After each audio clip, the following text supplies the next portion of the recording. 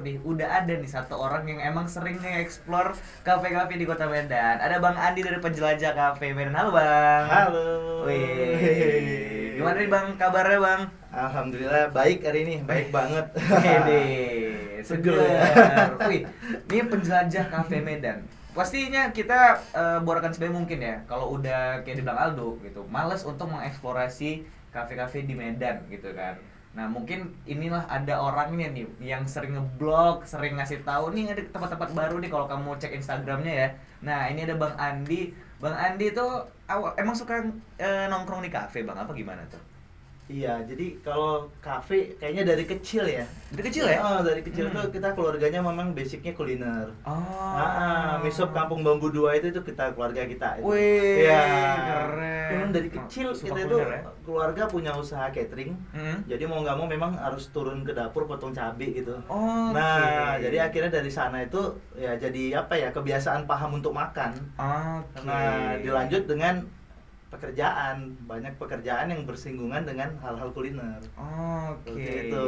Nah, terus gimana tuh Bang? nah, termasuk ya sekarang pertumbuhan kafe dan kuliner di Medan juga udah mulai pesat banget gila Bang, sih, ya. banyak banget Itu sekarang mulai udah. tumbuh dan mulai menjadi apa ya? Menjadi bisnis yang orang-orang banyak bilang itu menggiurkan ya. Iya, benar. Tapi nanti saya cerita deh di belakang. Nah. Sebenarnya bisnis menggiurkan yang seperti apa gitu kan. Yoi. Nah, tapi mungkin aku pengen nanya, sebenarnya Penjelajah Cafe Medan ini adalah perseorangan Bang Andi aja sendiri atau memang ada timnya nih Bang di balik Penjelajah Cafe Medan ini?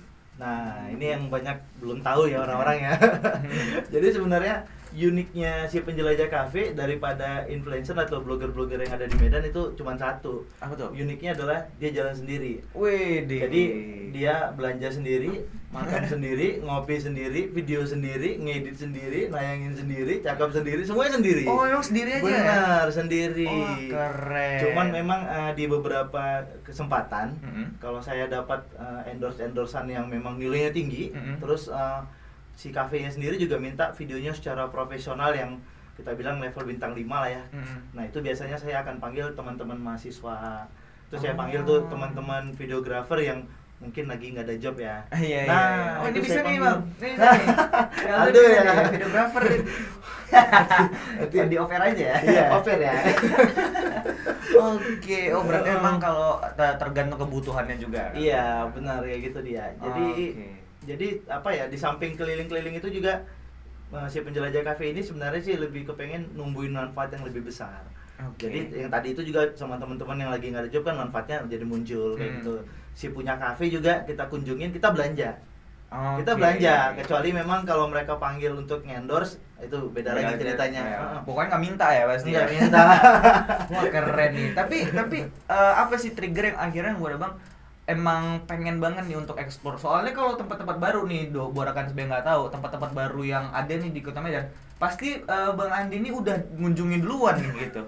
Apa trigger? Apakah memang Abang sering kayak keliling-keliling gitu nyari tempat nih tempat baru lah gitu? Atau karena memang ya udah sering ngeliat sosmed aja gitu? Iya, jadi cerita dikit boleh ya? Boleh, Belakang boleh. dikit kita. Jadi itu di 2015-2016 itu saya alhamdulillah dapat kesempatan bisa bergabung di Traveloka Indonesia. Wih. Ya, jadi di sana itu di 2017 owner kita itu meminta kita untuk membuat satu main button baru lagi di Traveloka. Jadi sesudah flight, hotel itu ada Eats namanya, kuliner. Nah, berjalannya harus di kota yang memang benar-benar surga kuliner. Jadi waktu itu ya bukan karena saya anak Medan ya, tapi memang saya akui sesudah berjalan bersama Traveloka keliling Indonesia, keliling Asia Tenggara juga, Medan itu tetap surga kuliner. Iya, iya benar ya, setuju ya. Akhirnya dipilihlah Medan sebagai kota pertama untuk masuk ke dalam aplikasi Traveloka di main button Eats-nya. Nah, keliling lah. Waktu itu saya keliling Medan, explore. Belum terlalu banyak, belum seperti sekarang. Itu banyak kan level bintang 3 ke atas. Hotel, cafe, resto, bistro, yang kayak gitu-gitu. Coffee shop masih bisa dihitung, belum. Masih bisa dihitung 2018 akhir itu baru muncul coffee shop. Iya benar, Nah, naik tuh itu ombaknya datang. Ya, it's di 2017 kita udah starting, 2018 coffee shop baru muncul. Nah, seiring berjalannya itu Bang, ini dia triggernya apa? berjalannya itu kan berarti bintang 3 ke bintang 3 tuh. Iya. Saya jalan dari hotel A menuju ke resto resto B misalnya kayak gitu. Di tengah-tengahnya banyak banget UKM, Bang. Oh, Kedai kopi kecil, kedai kopi saring, Iya, ya benar. kafe-kafe yang maaf cakapnya belum punya nama malahan, Iya, papan iya, namanya iya. belum ada gitu. Iya, benar. Nah, saya berpikirnya dorongannya itu di dalam hati mereka siapa yang nolong gitu. Oke. Influencer belum banyak, belum ada. Ya, kuliner tuh belum gitu banyak, ya. belum banyak banget, belum lah sebelum pandemi lah, belum ada influencer yang gimana kali. Itulah dia yang akhirnya saya berpikir sambil menyelam minum air. Oh, oke. Ya udah Traveloka di bintang 3, si UKM-nya pakai PCM, Penjelajah Kopi Medan. Oke, keren. Tapi kalau aku mungkin kita udah terbiasa dengan kayak apa ya, sekarang tuh zaman sekarang kayak jurnalis musik gitu kan, ngeblog soal musik.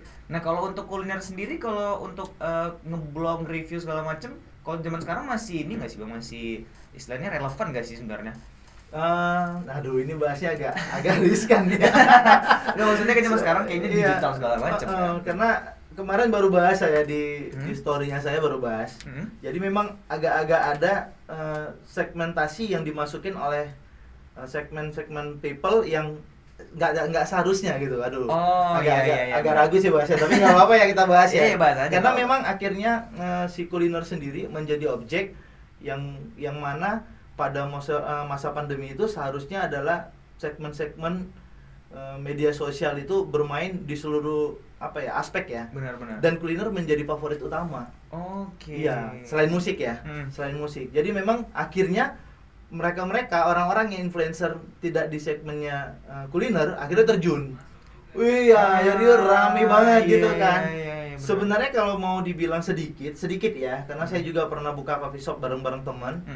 Kalau mau dibilang akhirnya mereka mempengaruhi keinginan orang-orang untuk bangun si bisnis coffee shop tadi. Oh gampang kok viralnya.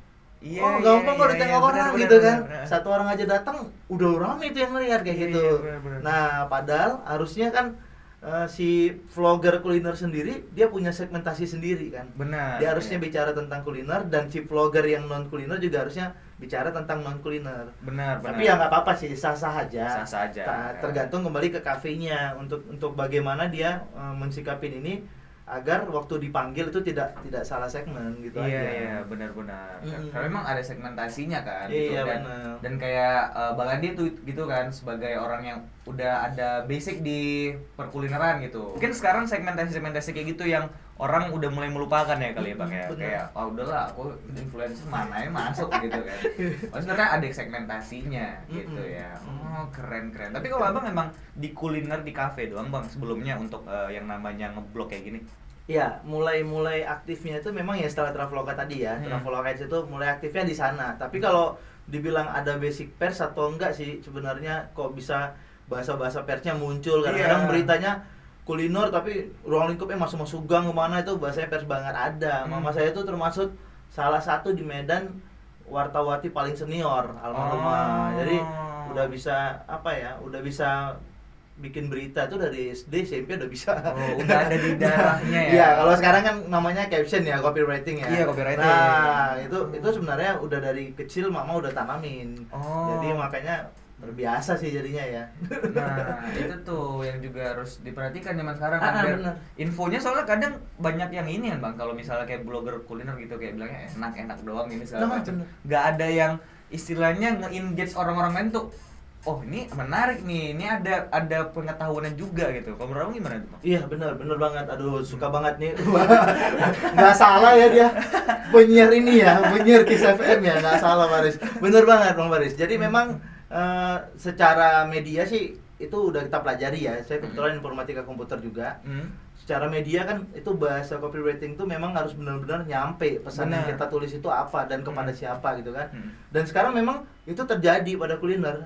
Ajab banget kalau kata orang Medan, ajab banget. Iya, benar Abang bilang, enak seperti itu. Makan sampai tumpah-tumpah kadang gitu. Bener, yang nggak selayaknya gitu loh. Masa sih iya. makan bakwan kering sampai tumpah-tumpah gitu kan. Enggak banget ya Bang. Kalau makan mie sop lumayan ya gitu kan. Nah, pada akhirnya saya sering sampein ke teman-teman kafe, kebetulan di komunitas manajer dan owner kafe juga kita ada bergabung.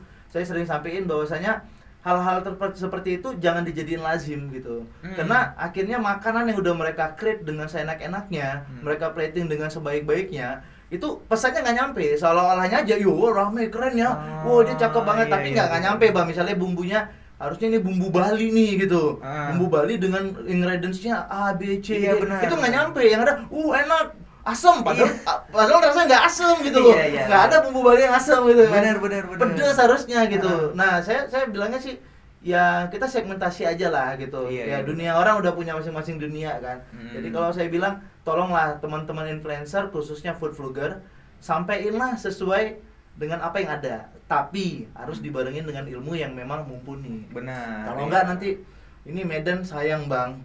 Ini Medan ini surga kuliner bang. Traveloka dulu kita surveinya sampai 3 tahun bang. 3 tahun ya bang? Kota yang benar-benar surga kuliner itu memang Medan aslinya. Tapi Medan itu pedasnya sama kayak orang Batak loh. Bukan karena gue orang Batak ya. Pedasnya kayak orang Batak loh. Pedas tapi lembut di hati. Yo. Bener ya. Bener, filosofis. Wah, ini makin seru nih ngobrol kita bareng Bang Andi. Jadi buat rekan sebaya yang mungkin punya pertanyaan seputar dunia kuliner, karena ya memang Bang Andi ini orang yang tepat lah untuk ditanya-tanyain ya, karena emang udah sering juga kemana-mana. Nah, kamu bisa tanyain aja pertanyaannya ke Firza dan Aldo. Kita bakal balik lagi, jadi pastiin aja kamu stay tune only right here on 105.0 Kiss FM, the hottest hits in Medan. Bakso pinggir jalan sekarang gampang banget viral ini. Benar. Viral rame apa gitu kan. Tapi kodrat si bakso yang levelnya di atas itu bang, ini terganggu gitu. Iya. Cara menceritakannya jadi terbalik kadang-kadang. Benar. Wah, ini bener-bener rasanya guys. Ini pakai daging premium. Apa mungkin mah 10.000 Iya, premium makanya. gitu. Kan gitu kan, bener kan? Nah, jadi kan terganggu. Jadi mereka yang jual dengan 30.000, 35.000, ini akan merasa menjadi resah. Yes, that was Nikki with Every Summertime yang udah ngebawa kita rekan sebaya balik lagi barengan Firza sampai ke jam 8 malam nanti di Ngopi Aja, ngobrolin apa aja. Dan kembali lagi kita masih barengan Bang Andi dari Penjelajah Cafe Medan. Halo Bang, masih semangat ya Bang ya? Wih, semangat banget. Wih, tadi nih Firza udah ngobrol-ngobrol juga nih sama Bang Andi di pas off air gitu ya. Nih pokok aku seru sih ngelihatnya gitu, apalagi kuliner nih, kita dapat info baru juga kalau kota Medan adalah surga kulinernya juga di Indonesia gitu kan. Tapi Bang, kalau ngobrolin soal kuliner dan kafe lah ya, mungkin Abang kan juga bergerak di dalam komunitas si ownernya, manajer segala macam gitu ya. Itu menurut Abang apa sih hal yang kayaknya prinsip banget ketika kita mau membuka sebuah kafe atau sebuah usaha kuliner baru gitu? Woi, ini topiknya mulai naik nih dong, mulai tinggi ini. Iya, Bang Firza mulai keluar ilmunya itu ya. Ya, jadi Bang ada di beberapa podcast di YouTube saya membahas tentang hal-hal seperti ini. Jadi memang di 2016, 2017 Bandung itu udah mulai tumbuh dengan konsep-konsep industrial yang banyak banget tuh coffee shopnya. Benar. Masuk gang, dalam gang ada coffee shop gitu kan, industrial keren, pengunjungnya rame kayak gitu. Medan 2018 hal-hal seperti itu mulai muncul. Tapi memang bukan nggak boleh, tapi memang kadang-kadang saya berpikirnya disayangkan banget gitu, karena memang kadang-kadang kalau kita kilas balik, pelakunya itu malah orang-orang yang kadang-kadang malah belum siap gitu. Benar. Belum siap itu kayak gini Bang Firza. Belum siap itu mereka belum belajar. Kalau saya bilangnya belum belajar. Kalau sekarang udah gampang lah. Sekarang media juga gampang di mana-mana kan. Benar. Nah, radio juga ngundangnya orang-orang yang top-top banget, ilmunya tinggi-tinggi gitu kan. Harusnya gampang. Tapi mereka nggak mau belajar Bang. Jadi punya duit atau mungkin dia pegawai, punya duit yang kemarin mungkin dirumahkan, punya duit, udah bangun langsung. Iya, jadi pondasinya nggak kuat gitu. Jadi itu tumbuh banget di 2018 ke 2020 dibantai sama pandemi. 2021 itu masa habis kontrak Bang, karena rata-rata kontrak ruko itu 3 tahun paling panjang tuh. Biasanya yang baru mulai usaha itu 3 tahunan. Jadi 2018 ke 2021 3 tahun. Jadi 2021 ke 2022 saya bilangnya kemarin di podcast saya itu tahun krusialnya kuliner coffee shop. Itu tahun krusialnya bang, karena bagi mereka yang memang nggak siap, yang tadi tuh, yang nggak punya pondasinya, nggak punya ilmu, nggak punya manajemen pengelolaan, nggak tahu bagaimana sistem produksi, inventory, pengaturan pegawai, apalagi marketingnya gitu kan, wah itu banyak yang roboh sebenarnya. Oh, Agak iya sih, agak sedih tapi harus kita ceritakan lah bang di sini bang. Iya benar. Jadi bang Firza, sebenarnya diantara banyak yang tumbuh seperti kita cerita di awal tadi, Medan juga lagi banyak yang tumbang. Kayak gitu. Iya, tapi memang faktor utamanya adalah, kalau saya ya bilangnya, bukan karena saya konsultan ya, mereka kurang mau belajar. Benar. Iya benar do. Iya, Iya. benar. Aldo minggu depan bisa buka kopi shop do. Iya, tapi Bisa nggak tahu aja. berapa bulan gitu Benar, kan. benar. Udah gitu Aldo pilih head bar, ya kan? Yang Aldo nggak ngerti juga. Dia ngakunya waktu ngelamar, saya head bar pak, levelnya gitu kan. Tapi Aldo sendiri nggak ngerti kopi misalnya. Iya. Rasa kopinya masih berantakan. Ini enak pak, memang kayak gini kopi gitu misalnya kan do. Iya. Nah Aldo sendiri akhirnya nggak bisa memanage si usaha tadi, hingga mempunyai menu yang memang bagus, bisa dijual dan bisa dimarketingin. Jadi kalau saya sarannya bang Firza, bukan nggak boleh jadi pelaku usaha kuliner, tapi belajar dulu lah. Benar. Iya, sekarang kelas-kelas kopi malah udah ada yang sampai gratis bang dari pemerintah. Oh iya. Iya bang, itu di BLK itu ada kelas kopi gratis. Ada juga sekarang harga-harga yang udah murah-murah, kelas kopi juga banyak. Iya. Nah, alangkah baiknya belajar dulu minimal tentang taste ya bang ya, tentang rasa. Benar. Kalau manajemen ya kayak bang Firza udah punya basic manajemen nih kan. Tapi kalau nggak tahu rasa juga kacau kan. Iya. Bener kan, Benar. kacau. Jadi ya menurut saya hal-hal itu sih yang harus benar-benar diperhatikan oleh pelaku usaha kuliner di Medan, khususnya UKM bang.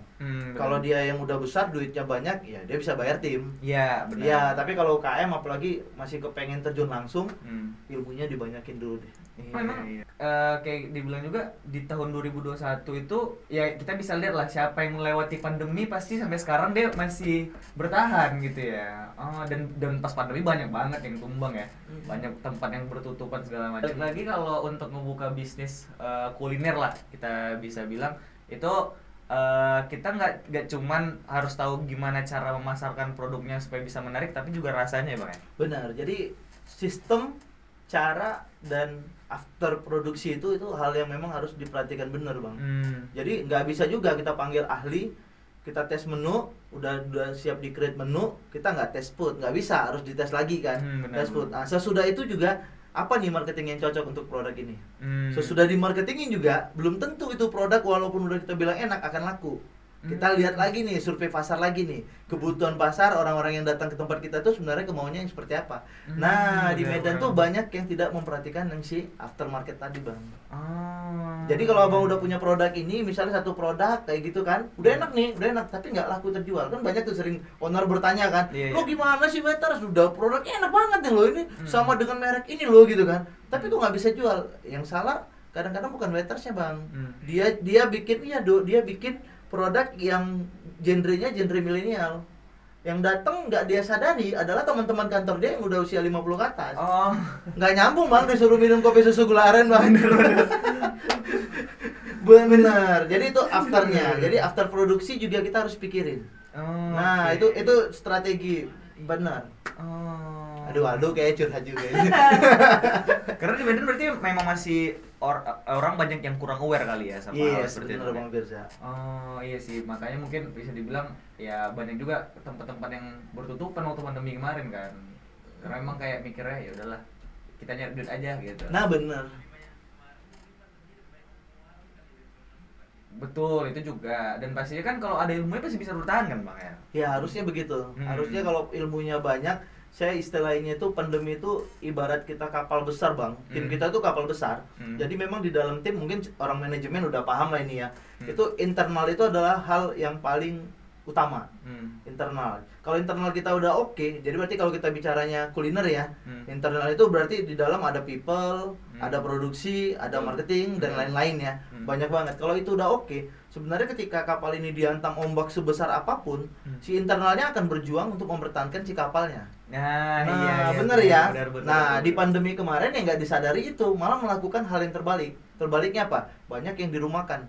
Lah udah kapal lagi dihantam ombak, ya kan? Internetnya tuh sudah keluar ya, nggak boleh tenggelam dengan sendirinya gitu kira-kira. Nggak ada yang ngurusin. Nggak ada yang ngurusin, benar. Iya. Jadi sebenarnya, itu lagi balik lagi ke Bang Firza, balik lagi tuh ke tentang pondasi tadi. Jadi jangan lupa sebagai pondasi usaha juga internal, baik itu SDM maupun produksi adalah modal utama kita. Jadi siapkan mereka untuk menjadi besar juga, Bang. Benar-benar. Iya, jadi Dok, bener Do, jadi ketika lo nanti buka kedai kopi kayak gue bilang tadi kan, lo owner, lo punya head bar, jangan percaya langsung di head bar. Iya. Lo sekolahin dia sampai memang level head bar. Betul. Nah, nanti apapun yang terjadi di coffee shopnya kalian, Aldo misalnya, ya udah lo akan tenang aja gitu. Karena lo udah sekolahin, udah memang dia di level itu, dia akan tahu dia akan untuk berbuat apa itu dia udah akan tahu lah. Wah, keren. Ini banyak dapat ilmu nih dari Bang Andi. Tapi free hari ini.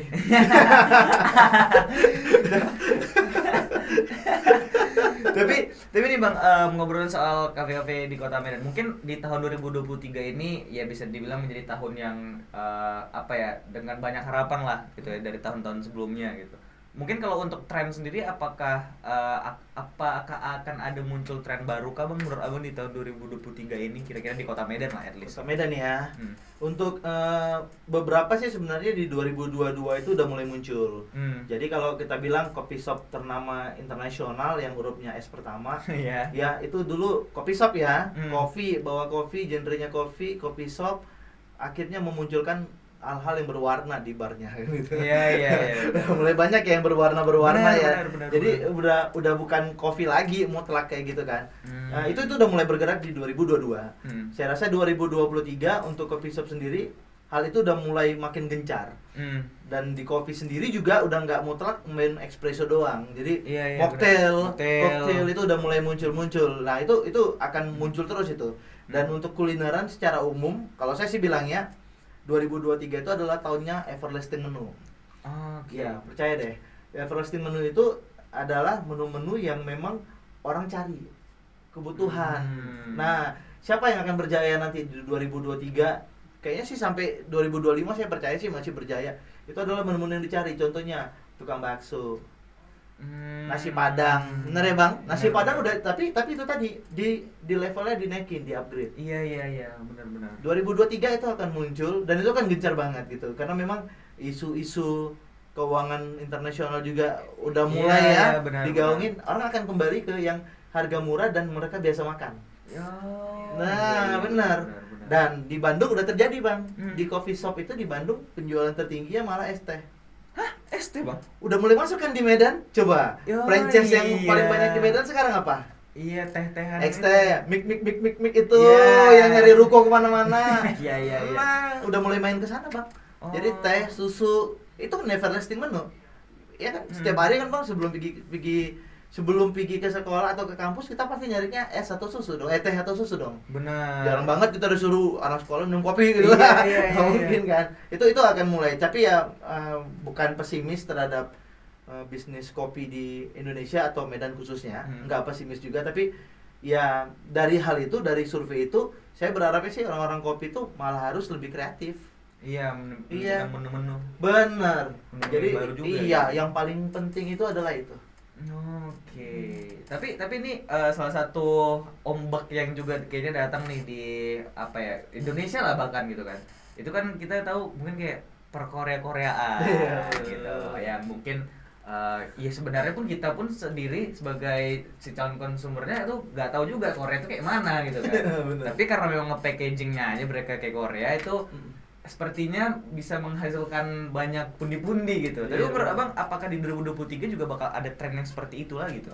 Kalau saya sendiri sih di kuliner. Di kuliner kalau saya sendiri sih ngelihatnya itu, kalau di dunia manajemen kuliner kita bilangnya seasoning menu.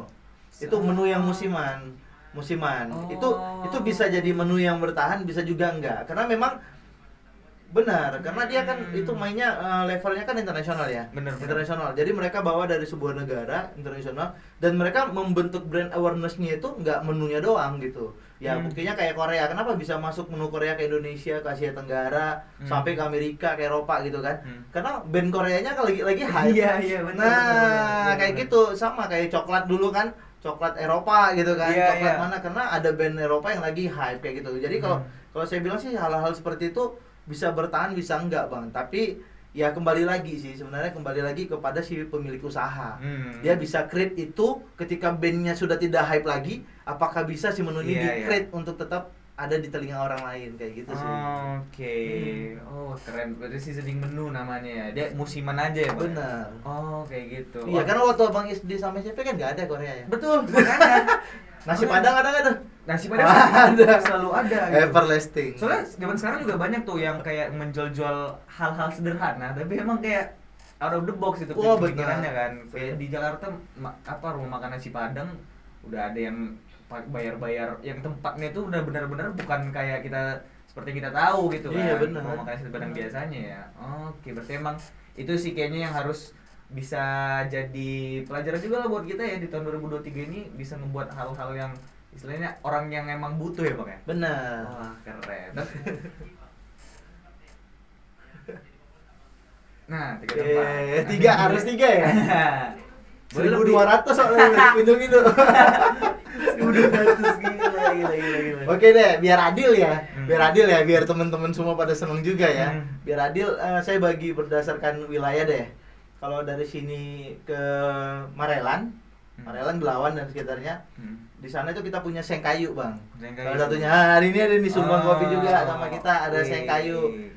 Kenapa Sengkayu? Sengkayu itu ya sama sih, orangnya sebenarnya orang yang memang sudah basic kulineran, tapi akhirnya dia merubah mindset. Jadi dulunya dia ada di franchise sebuah produk besar internasional, dia harus merubah mindset, membuat minuman yang menyesuaikan dengan kebutuhan pasarnya.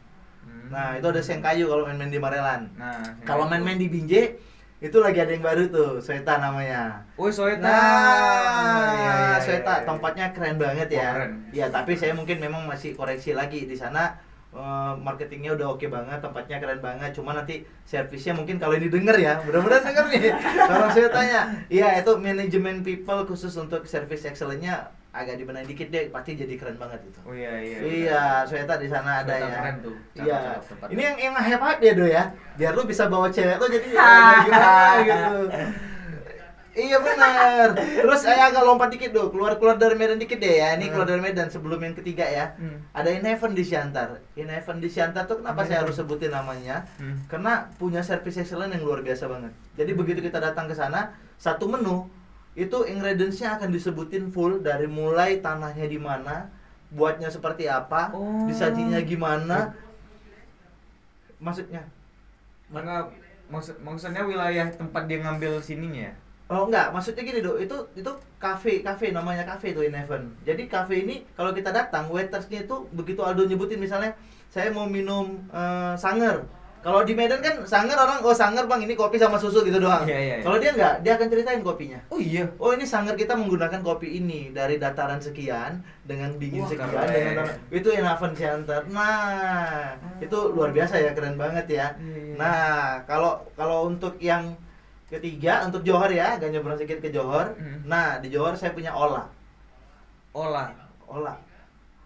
itu kopi soft and cafe sih, restonya ya, ada restonya juga, ada makanannya juga.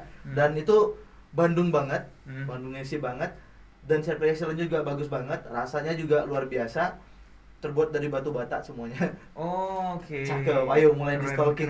Ola namanya. Ola itu kalau untuk yang ada di sekitaran Johor.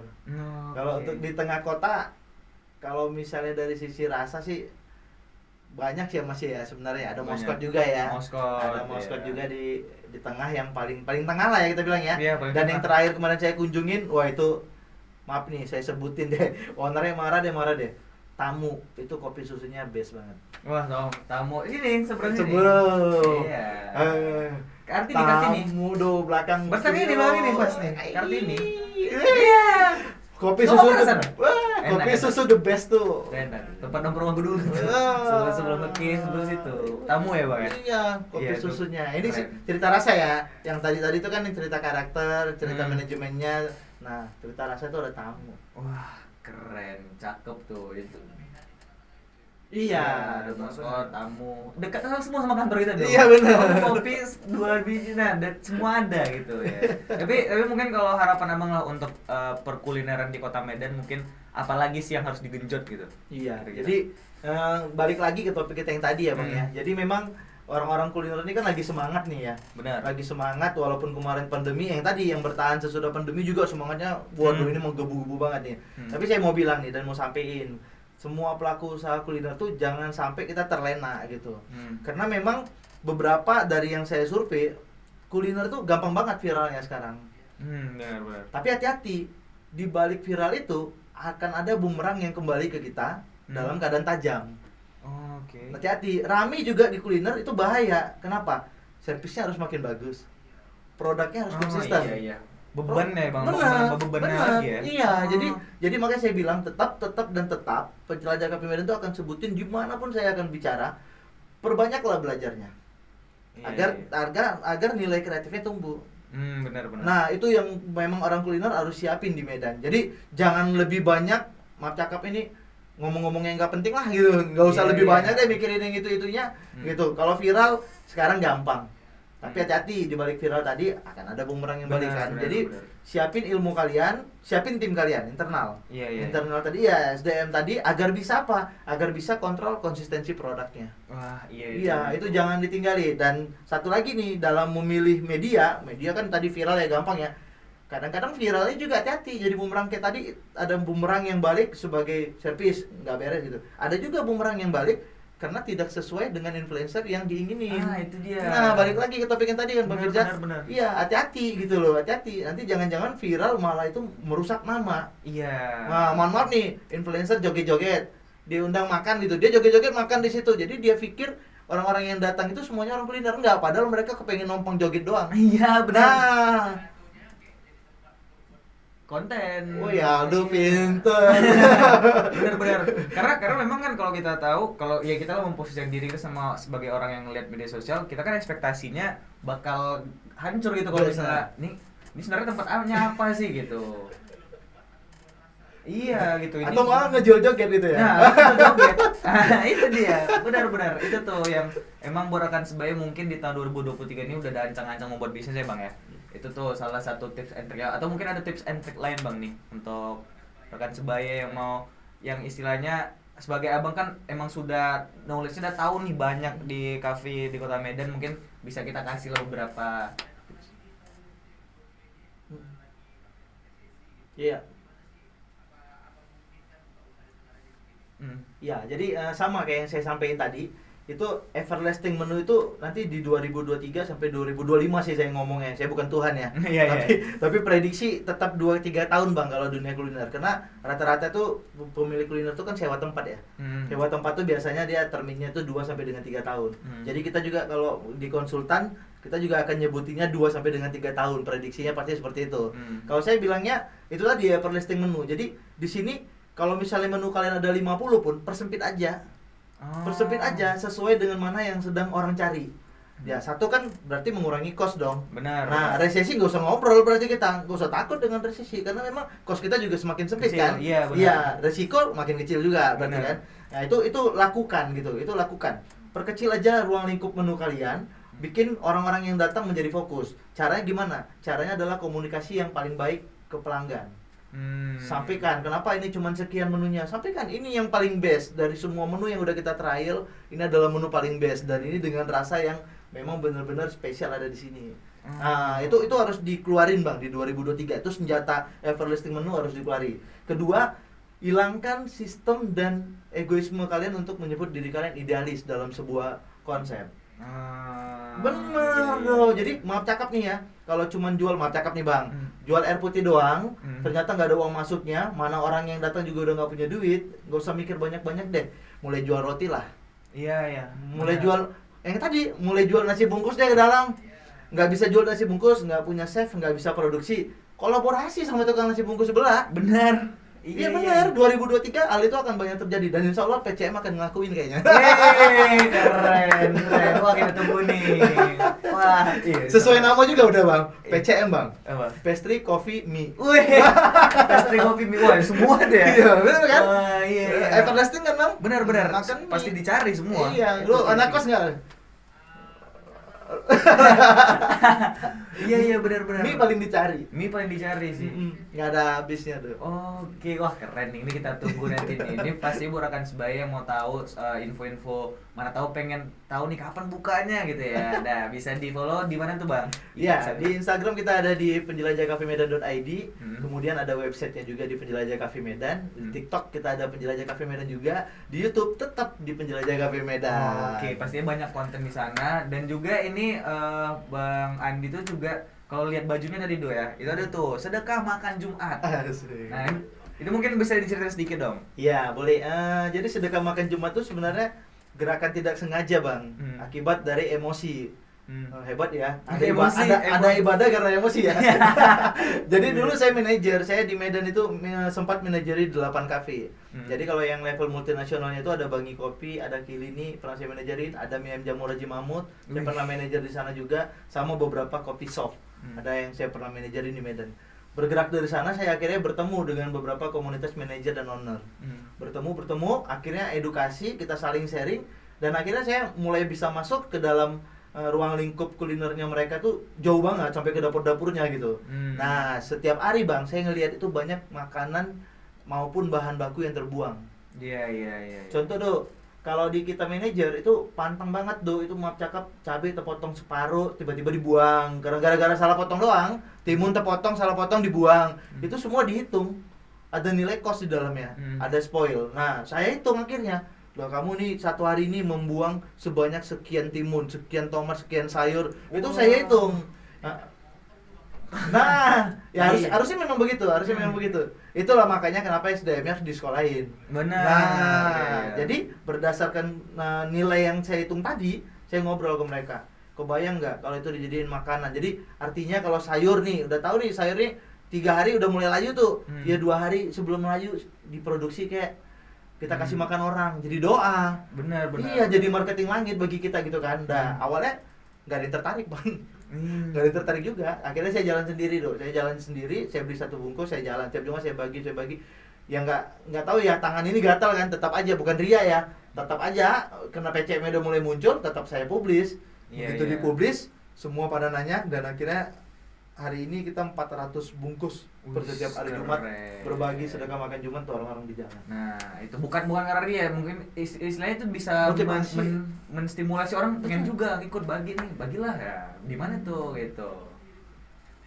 Ya sendiri, kadang-kadang ada ya kayak tadi juga, sama kayak waktu kita endorse tuh ada orang-orang yang kepengen nih Jumat gak ada kegiatan, Bang ikut dong Bang, gua bagi 10, siap tuh gua udah cabut, ada kerjaan lain, nggak ada masalah gitu. Oh boleh berarti ya? Iya, karena titik kumpulnya nggak ada, cuman kita ada jemput-jemput ke kafe. Jadi dia misalnya jemput nih ke Miem Jamu Raji Mahmud. Sebelum jemput ke kafe selanjutnya, kita bagi dulu nih yang dari Miem Jamu Raji Mahmud. Nanti jemput, makanya sesuaiin waktu aja Do, calling aja Do di 082277. Nanti jemput. Itu bisa kamu cek, bisa dihubungin ya Bang Andi langsung di IG juga bisa Bang ya? Boleh, DM langsung ke IG aja. Wah, itu keren banget nih Penjelajah Cafe Medan. Dan nggak kerasa kita udah setengah jam lebih aja nih ngobrol nih sama Bang Andi, nggak kerasa. banyak ilmu yang dapat ya kan. Nah, itu bisa kamu cek tuh rekan sebaya Penjelajah Cafe Medan, kuliner cafe tuh bakal dibahas sama Bang Andi juga semuanya secara tuntas ya Bang pastinya. Dan pastinya berdasar. Nah, itu yang penting. Itu dia ada basicnya di situ. Nah, jadi kamu bisa cek juga. Dan thank you Bang, semoga nanti kita bisa jumpa di event-event mana tahu ada gitu ya. Ditunggu. Berkolaborasi kita kan. Nah, itu semoga kita berjumpa lagi. Thank you banget Bang Andi. Yes. Sukses selalu ya Bang ya. Okay. Dan juga sedekah makan Jumatnya, PCM-nya juga semoga sukses selalu. Amin. Kita tunggu PCM yang tadi apa pastry? Coffee mie ya. Kita tunggu tuh kapan nanti. Iya. Oke. Bisa main-main sini juga nanti kalau udah buka, Bang. Pastinya. Dan itu rekan sebaya interview seru Firza barengan Bang Andi. Tapi tenang aja, nanti Firza bakal balik lagi. Jadi pasti nanti kamu stay tune only right here on Ngopi Aja, ngobrolin apa aja. Wih, keren tuh Bang.